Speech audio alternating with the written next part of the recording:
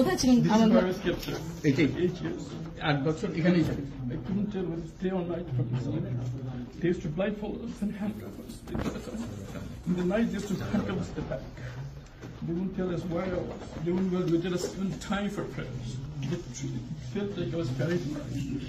They gave us the worst of that experience, and it continued for 8 years. মাঝখানে কোন সময় বার করে নিয়ে গেছে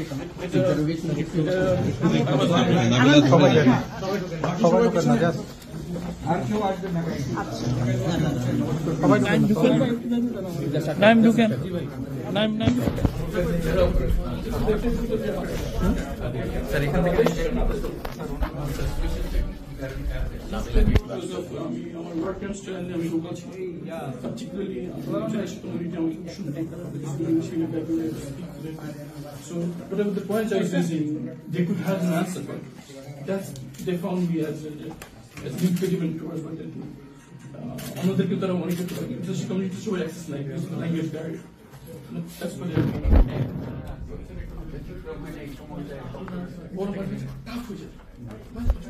এরকম হতো যে 24 ঘন্টা চোখ বেঁধে হাত বেঁধে বসে রাখতো, উঠে দিতাম, দাঁড়া দিতাম।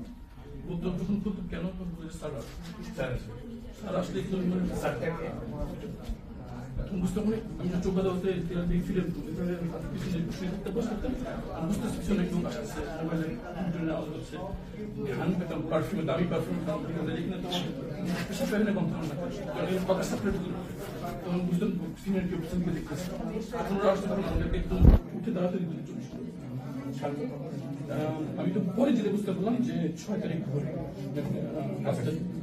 মানে 5 তারিখে সে পালালো, 6 তারিখ ভোরে আমাদেরকে ওখানে যখন আমাকে বের করে আমি মনে করছি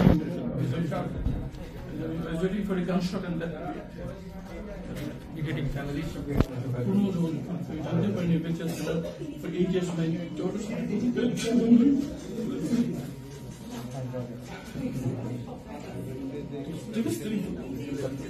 ওরাও জানতো না